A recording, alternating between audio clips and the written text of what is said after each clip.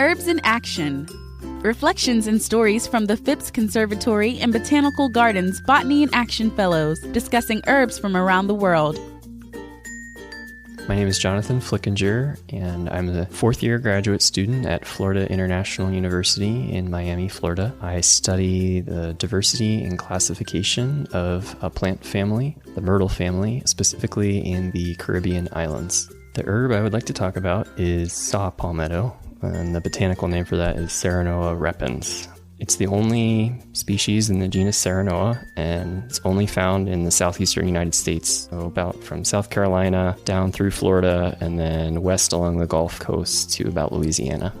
Well, this was an herb that I had known about. It's pretty popular. I think about 2 million men apparently use this herb for prostate health.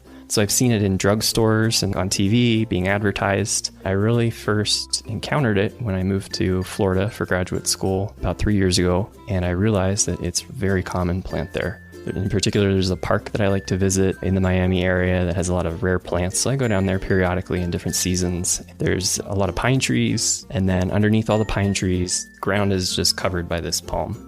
I read something in a book that the berries actually have a distinctive fragrance. Usually when I go into the pineland that I mentioned where I commonly see it, I just smell the pines. So this is something that I would be interested when I check and see if I can smell the berries. Traditionally, the Native Americans consumed the berries as food. Nowadays, it's mostly used medicinally, and it's actually an extract from the dried berries that's taken for prostate health. Specifically, it's supposed to relieve the symptoms of enlarged prostate.